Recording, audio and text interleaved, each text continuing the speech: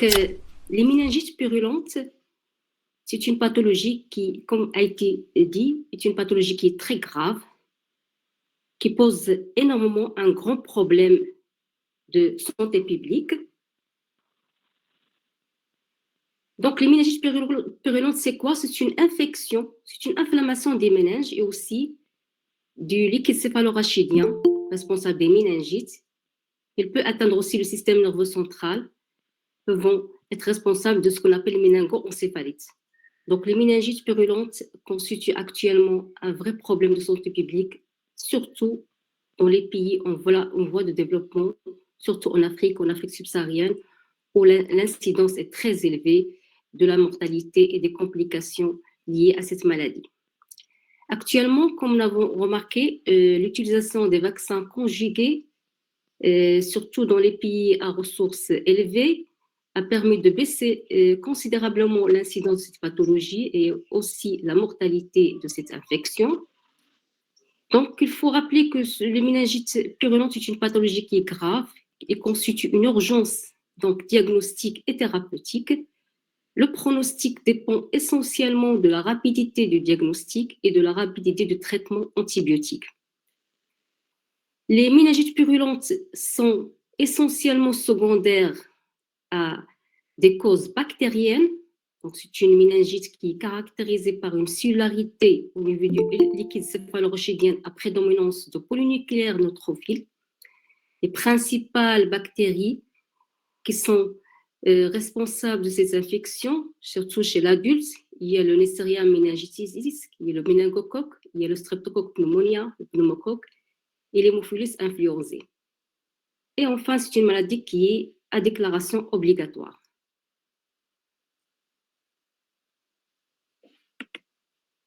Au plan épidémiologique, les méningites purulentes constituent un vrai problème dans les pays d'Afrique où l'incidence reste élevée, comme le cas de l'Afrique subsaharienne au niveau de la ceinture méningitique, avec une incidence qui peut aller jusqu'à 1000 cas sur 100 000 habitants par an. Et au-delà de la ceinture de la méningite, l'incidence en Afrique avoisine vers les 2,5 jusqu'à 25 100 000 cas par population. Alors qu'au niveau des pays développés, cette incidence reste faible de 0,5 à 1,5 cas par 100 000 habitants, et cela grâce à la généralisation de la vaccination anti-pneumocoque, anti-méningocoque, anti-hémophilus influenza.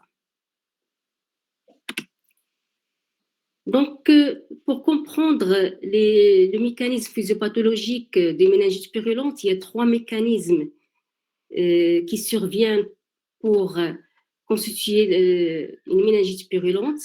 Donc, l'infection de l'espace sous-arachnoïdien ou du liquide céphalorachidien se fait soit par voie hématogène, c'est-à-dire à la suite d'une infection bactérienne, une bactériémie, donc la bactérie atteint le liquide céphalorachidien à travers le sang, soit à la suite d'une infection par contiguïté, donc contiguïté, soit une infection au niveau du système ORL, c'est-à-dire une infection qui est proche du système nerveux ou du cerveau, comme les otites, les sinusites, les mastoïdites, les abscesses du cerveau.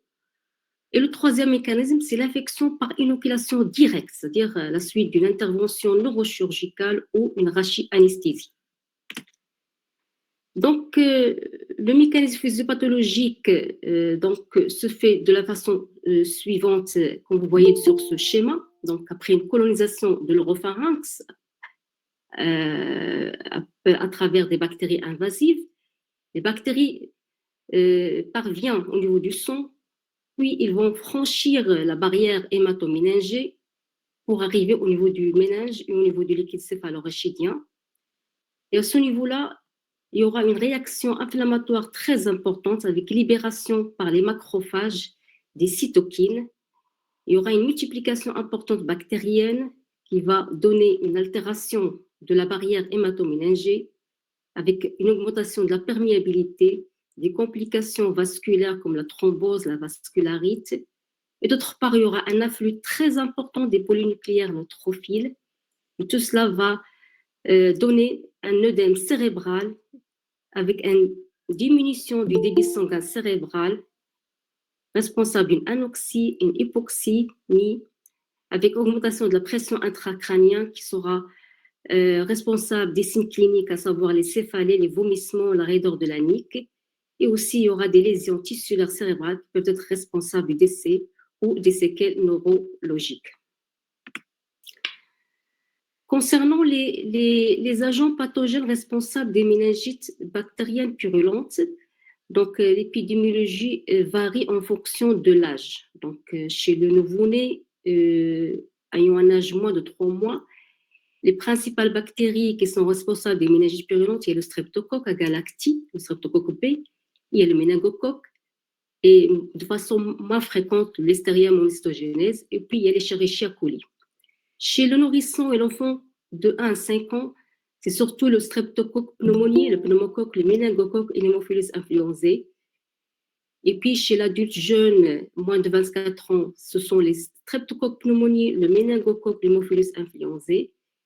Et l'adulte supérieur à 24 ans, il y a l'Listeria monocytogenes qui s'ajoute au streptocoque pneumoniae et au méningocoque. Il y a aussi l'étiologie bactérienne qui est suspectée en fonction du terrain.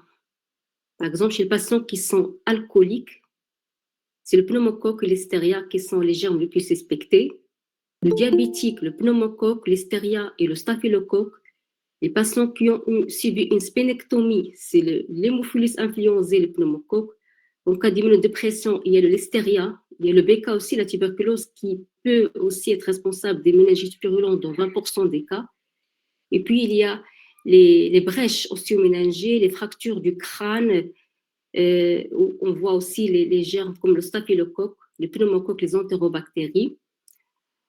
Également, chez les patients qui sont immunodéprimés suite à une infection à VIH-Sida, il y a des germes qui sont ajoutés au streptocoque pneumoniae, méningocoque et hémophilus influenzae. Il y a surtout le cryptocoque qui est responsable des méningites purulentes chez l'infection à VIH, surtout en cas d'immunodépressance très, très avancée. Passons maintenant au tableau clinique des méningites purulentes. Donc, comme vous le savez, le méningite purulente est une méningite aiguë. Donc, elle survient de façon brutale. Le tableau clinique il est rapide. Il est marqué, caractérisé par ce qu'on appelle le syndrome méningé. Donc, le syndrome méningé, que vous savez, le patient, bien sûr, va accuser des céphalées qui sont intenses, de façon brutale, diffuse, frontale, qui ne sont pas soulagées par des antalgiques comme le paracétamol. Donc, associé à une photophobie avec des vomissements qui sont faciles à enlever, et l'examen clinique va mettre en évidence cette raideur méningée au raideur de la nuque. Donc, ce syndrome méningé peut être aussi associé à une fièvre avec des frissons, surtout quand il s'agit d'une méningite purulente. Donc, devant ce syndrome méningé, il faut toujours chercher des signes de gravité. Okay. Parmi les signes de gravité des méningites purulentes, il y a les signes en rapport avec la souffrance encéphalique. Donc, quand il y a une atteinte encéphalique, il y a des signes de souffrance encéphalique qui peuvent apparaître comme les troubles de conscience, les troubles de la vigilance, les troubles des fonctions supérieures. On peut avoir des convulsions, des signes de focalisation, des signes de localisation. Il y a aussi le purpura extensif, nécrotique, qui est un signe majeur de gravité des méningites, essentiellement un méningocoque. Il y a aussi les troubles hémodynamiques, ce sont des signes de gravité qu'il faudrait chercher et qui doit faire rapidement démarrer le traitement antibiotique avant de passer aux examens biologiques. Donc, toujours dans l'examen clinique, l'interrogatoire, il faut chercher aussi des éléments en faveur de l'agent pathogène, comme l'examen ORL, chercher s'il y a une otite, une rhinorrhée, otorrhée chronique, en faveur d'une infection à pneumocoque ou une hémophilus influenzae, faire une radiographie de thorax en urgence pour voir s'il y a une infection pulmonaire, une pneumopathie, qui est aussi oriente vers le pneumocoque, chercher la notion de traumatisme crânien, et avec éventuellement la recherche d'une éventuelle brèche osteoméningée, et aussi chercher s'il y a une notion d'intervention neurochirurgicale chez les patients. Donc, devant toute suspicion de méningite purulente, à travers l'examen clinique, à travers l'interrogatoire, il faut toujours hospitaliser le patient. Donc, c'est une urgence, médicale, donc l'hospitalisation est obligatoire. Il faut réaliser rapidement la ponction lombaire après avoir éliminé les contre-indications. On peut réaliser un fond d'œil pour chercher un éventuel œdème papillaire ou une œdème cérébrale s'il y a une indication, faire des hémocultures en urgence et démarrer rapidement les antibiotiques avant de recevoir les résultats biologiques. Donc, la prise en charge immédiate des méningites purulentes pour faire le diagnostic, c'est la réalisation de la ponction lombaire dans l'heure qui suit l'admission du patient aux urgences, afin d'avoir le liquide céphalorachidien qui permet de faire l'analyse rapidement. Donc, il faut envoyer rapidement le liquide céphalorachidien au laboratoire pour faire l'étude bactériologique, aussi l'étude parasitologique et l'étude biochimique. Donc, avant la réalisation de la PL, il y a des contre-indications aussi qu'il faut rappeler de la ponction lombaire, comme les anomalies d'héliostase, les patients qui sont sous anticoagulants, qui ont des troubles d'hémostase qui sont cumulés, des hémophiles, des patients qui ont des taux de plaquettes inférieurs à 50 000, donc pas de ponction lombaire chez ces patients. Quand il y a une instabilité hémodynamique ou respiratoire, une infection cutanée qui est étendue au niveau du site de la ponction lombaire, ou s'il y a des signes d'hypertension intracrânienne avec un risque d'engagement cérébral, il faut aussi ne pas faire la ponction à la lombaire. Donc, il faut réaliser un scanner cérébral pour éliminer ces contre-indications. Par contre, la PN n'est pas contre-indiquée quand il y a des troubles de conscience isolés ou chez les patients qui sont sous anti-agrégats plaquettaires. Donc, ça, c'est très important. Les patients qui sont sous anti-agrégats plaquettaires, la PN n'est pas contre-indiquée. Par contre, les patients qui sont sous anticoagulants et qui ont des anomalies d'hémostase, la PN, elle est contre-indiquée. Donc, les indications de l'imagerie cérébrale avant la PL, c'est surtout les signes évoquant un processus expansif intracrânien. Les patients qui ont des signes neurologiques de localisation, qui ont des crises convulsives, les patients qui ont des signes d'engagement cérébral, à savoir les troubles de vigilance, les anomalies pupillaires, les crises toniques, la réactivité, les réactions de décortication, de décérébration. Donc, ce sont des patients chez qui il faut bien sûr réaliser une imagerie cérébrale avant la ponction lombaire. Donc, la ponction lombaire permet de faire l'analyse du liquide céphalorachidien, donc l'analyse biochimique, c'est-à-dire mesurer la glycorachie, la protéinorachie, la glucorachie, les lactates. Il permet aussi de faire faire une étude cytologique, donc mesurer la cellularité et bien sûr préciser ce que sont des cellules après dominance moléculaire ou après dominance lymphocytaire, et aussi faire une analyse microbiologique, c'est-à-dire chercher l'agent pathogène. Donc, quand on fait une PL, une ponction lombaire, il faut recueillir 4 tubes et essayer de congeler un tube à moins 20 degrés afin de réaliser d'autres examens biologiques comme la PCR ou la biologie moléculaire. Donc, les résultats de la PL doivent être communiqués rapidement juste après la ponction lombaire. Si l'examen direct, bien sûr, est positif, doit être communiqué rapidement au médecin traitant et l'antibiogramme va être fait directement sur le liquide céphalorachidien.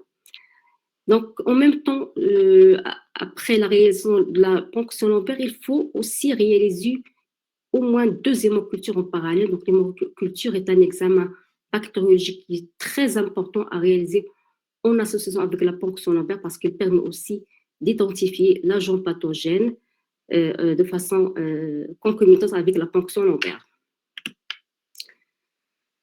Donc, après avoir réalisé la ponction lombaire, quelles sont les caractéristiques d'une méningite purulente à travers le résultat de la ponction lombaire? Donc, la définition d'une méningite purulente, c'est lorsque le liquide céphalorachidien a un aspect macroscopique soit trouble, soit purulent.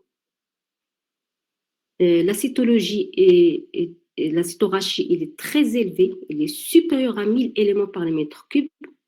Donc, c'est une cellularité à prédominance de polynucléaires neutrophile, surtout en cas de méningite méningocoque, pneumocoque, hémophilus influenza. Il y a une hyperprotéinorachie qui est supérieure à 1 gramme par litre. avec une hypoglycórachie, donc le rapport glycorachie sur glycémie, il est inférieur à 40%. Ce sont les critères d'une méningite purulente. Par contre, on peut avoir une formule panachée, donc surtout dans les méningites à l'hystéria mollistogenèse, c'est-à-dire une formule qui n'est pas 100%, c'est-à-dire 50% polynucléaire, 50% lymphocytaire. Et cet examen bactériologique du SCR aussi permet de faire un examen direct grâce à la coloration gramme pour identifier les agents pathogènes. On peut aussi réaliser la coloration de ZNS en cas de suspicion de tuberculose. Et aussi, on peut réaliser l'examen à l'encre de Chine pour la cryptococcose, surtout chez les patients qui sont infectés par le VIH. C'est pour cela que devant toute méningite purulente, il faut toujours réaliser une sérologie VIH pour définir le statut sérologique du patient et permettre aussi d'identifier l'agent pathogène. Quand le patient est séropositif, il faut aller chercher ce cryptocoque au niveau du SCR. Donc, quels sont les examens biologiques ou bactériologiques qu'il faut réaliser, surtout lorsque l'examen direct négatif, c'est-à-dire quand l'APL, le résultat de l'APL répond avec un examen direct qui est négatif. Dans ce cas, on peut, quand on a une suspicion de méningite bactérienne, on peut réaliser d'autres examens bactériologiques pour chercher l'agent pathogène, à savoir la détection d'antigènes solubles du pneumocoque ou du méningocoque. On peut réaliser aussi la PCR au niveau du liquide céphalorachidien pour chercher le méningocoque, le pneumocoque ou l'Haemophilus influenza. On peut aussi demander une PCR méningocoque sur le sang. S'il y a une forte suspicion du méningocoque, on peut demander le PCR du méningocoque au niveau du sang. On peut même réaliser une biopsie cutanée s'il y a un purpura et chercher le méningocoque par la PCR ou par l'examen direct, voire la culture. Il y a aussi un examen biologique qui est très important de l'immunogénie purulente, c'est la procalcitonine. Donc, c'est un examen qui est très important. Si la valeur de cette procalcitonine est inférieure à 0,25 nanogrammes par millilitre, la méningite bactérienne reste très, très probable. Donc, les autres examens biologiques qu'il faut réaliser, on peut réaliser aussi l'hémogramme, l'hémogramme sanguin, la créatinémie et, comme j'ai dit, la sérologie VIH. Alors, quel est le traitement de la méningite purulente?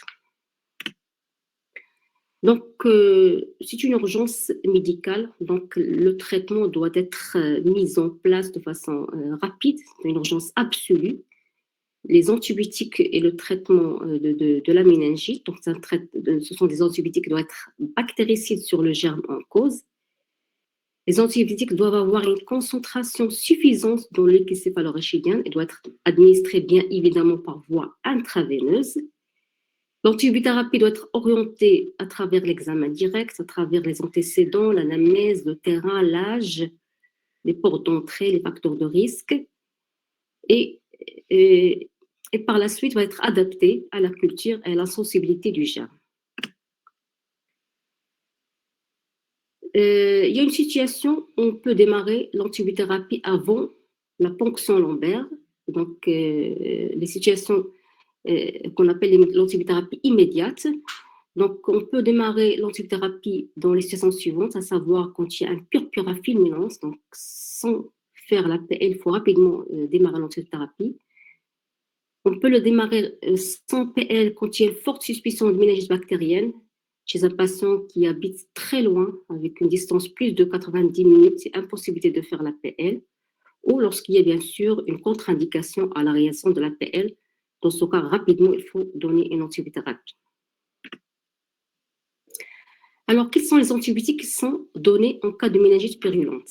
Donc, les antibiotiques qui sont utilisés pour traiter les méningites purulentes sont à base de céphalosporine troisième génération, soit la ceftriaxone, soit la céfotaxime.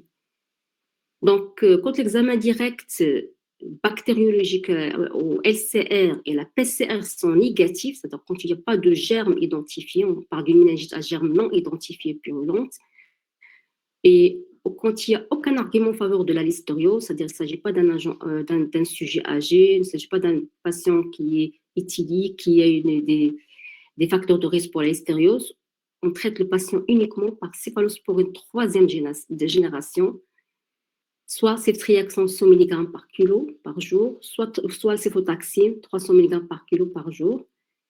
Donc, la céfotaxime, c'est en 4 perfusions et la ceftriaxone en 2 perfusions. Et quand il y a des arguments en faveur de la listériose, on ajoute, en plus de céphalosporine troisième génération, on ajoute l'amoxicilline et la gentamicine. Quand l'examen direct est positif, si cet examen direct met en évidence un coccigramme positif en faveur du pneumocoque, on donne les céphalosporine troisième génération. Également pour le méningocoque coccigramme négatif ou bacilgramme négatif pour l'influenza, on donne aussi le céphalosporine troisième génération. Quand l'examen direct révèle un bacilgramme positif en faveur de l'hystéria, c'est l'amoxicilline plus la gentamicine. Et pour les chercher à coller, c'est les céphalosporine troisième génération. L'antibiothérapie après documentation microbiologique, donc dans ce cas-là, on doit tenir compte de la CMI. Par exemple, pour le streptocoque, si la CMI des céphalosporine troisième génération est inférieure à 0,5 mg par litre, et s'il est inférieur à 0,5 mg par litre pour l'amoxicilline, on peut switcher les C3G par l'amoxicilline ou bien maintenir les C3G. Et si l'amoxicilline, la CMI est supérieure à 0,5, il faut garder les céphalosporine troisième génération. Si la CMI C3G est supérieure à 0,5, c'est l'indication de céphalosporine de troisième génération. Pour le méningocoque, là aussi, le traitement dépend aussi de la CMI par rapport à l'amoxicilline. Si cette dernière est inférieure à 0,125, le traitement est à base de l'amoxicilline, ou bien on maintient les C3G à la même dose. Si la CMI amoxicilline est supérieure à 0,125, c'est les céphalosporine troisième génération. Donc, toujours pour l'antibiothérapie après documentation microbiologique, l'hystériamolcytogénèse, c'est l'amoxicilline, le streptocoque, c'est l'amoxicilline, les Escherichia coli, c'est les céphalosporine troisième génération. Et pour l'hémophilus influenza, c'est toujours les céphalosporine de troisième génération. Donc, la durée de traitement, donc, concernant les méningites purulentes, dépend de l'agent pathogène. Par exemple, pour le pneumocoque, la durée de traitement est de 10 jours si l'évolution est favorable après 48 heures de traitement et si la CMI de C3G est inférieure à 0,5. Sinon, c'est 14 jours. Donc, si on n'a pas de données sur la CMI, on traite le patient pendant 14 jours. Pour le méningocoque, si l'évolution est favorable, c'est 4 jours de traitement. Sinon, c'est 7 jours de traitement. Pour l'hystéria, c'est 21 jours. Pour le streptocoque, 14 à 21 jours. Pour les Escherichia coli, 21 jours. Et pour l'hémophilus influenza, 7 jours. Quand il s'agit d'une méningite bactérienne non documentée qui évolue favorablement, il faut poursuivre l'antibiothérapie jusqu'au 14e jour. Donc, après l'antibiothérapie, quelle est l'indication de la corticothérapie en cas de méningite purulente? Donc, il faut savoir que la dexaméthasone joue un rôle très important dans l'évolution des méningites purulentes. Il a permis de diminuer les complications, l'inflammation, surtout les complications neurosensorielles en cas de méningite pneumocoque, aussi en cas d'hémophilus influenza. Donc, cette corticothérapie doit être injectée de façon concomitante à la première dose d'antibiotiques si l'examen direct évoque un pneumocoque ou un méningocoque ou un hémophilus influenza. Si l'examen direct est négatif, mais le LCR est un aspect trouble, donc en faveur des méningites bactériennes, donc chez l'adulte nourrissant. Et bien sûr, si on ne peut pas faire la PL, dans tous les cas, il faut donner une corticothérapie en même temps que l'antibiotique. Concernant la dose initiale chez l'adulte, c'est 10 mg, donc on donne 10 mg qu'il faut répéter toutes les 6 heures pendant 4 jours. Là, et un point qui est très important pour la dexaméthasone, il ne faut pas l'utiliser, il n'est pas recommandé chez les milliprénés et en cas de listériose. Est-ce qu'il faut faire une PL après une PL de contrôle après avoir mise en place un traitement antibiotique. Donc, quand le patient évolue favorablement, il n'y a pas d'indication à réaliser une PL de contrôle. Donc, il n'est pas indiqué si l'évolution est favorable. Par contre, si on remarque que le patient n'évolue pas bien après 48-72 heures, dans ce cas-là, il faut réaliser une ponction lombaire après avoir fait une imagerie cérébrale, soit le scanner cérébral, soit l'IRM cérébral, pour chercher les éventuelles complications neurochirurgicales, savoir un NPM ou une hydrocéphalie ou un abcès. Et dans ce cas-là, il faut faire un prélèvement pour chercher surtout la concentration de cette 3G utilisée pour voir est-ce que la dose utilisée est une dose qui est optimale pour traiter cette méningite. La PL de contrôle peut aussi être utilisée quand il s'agit d'une méningite purulente à d'autres germes, en dehors du pneumocoque méningocoque et listeria, par exemple pour les méningites à cryptocoque, aussi pour les méningites tuberculose. Donc, de façon plus schématique, la conduite à tenir devant un cas suspect de méningite communautaire aiguë, tout d'abord, après avoir évalué la gravité, donc il faut chercher toujours les signes de gravité de la méningite, notamment une purpura fulminans. S'il y a des signes de gravité, donc on ne peut pas faire l'APL rapidement, il faut démarrer rapidement le traitement antibiotique, les C3G, hospitaliser le patient, surtout au niveau de la réanimation. S'il n'y a pas de signes de gravité, il faut chercher s'il y a des signes qui contre-indiquent la ponction lombaire, à savoir des signes neurologiques ou signes d'engagement. S'il existe des signes qui contre-indiquent la ponction lombaire, il faut réaliser une TDM cérébrale en urgence et donner en même temps un traitement antibiotique. S'il n'y a pas de contre-indication en APL, on réalise l'APL et le LCR, si les troubles, rapidement on démarre une antibiothérapie, puis on adapte cette antibiothérapie en fonction de l'agent pathogène qui est mis en évidence. Si le LCR est clair, mais l'examen direct peut être soit positif, soit un nombre de leucocytes supérieur à 1000 en faveur d'une méningite purulente, il faut dans ce cas démarrer une antibiothérapie par céphalosporine de 3e génération. Donc, après l'antibiothérapie, donc, il y a la prévention ou la prophylaxie. Donc, la prévention des méningites purulentes, il est essentiel, surtout dans les méningites à méningocoque, pour éviter la transmission. Et donc, c'est une méningite qui est à déclaration obligatoire. Donc, en cas de méningite à méningocoque, la prévention est basée surtout sur l'antibioprophylaxie de l'entourage, qui est à base soit de la rifampicine, 10 mg par kilo, sans dépasser 600 mg, 2 fois par jour pendant 48 heures.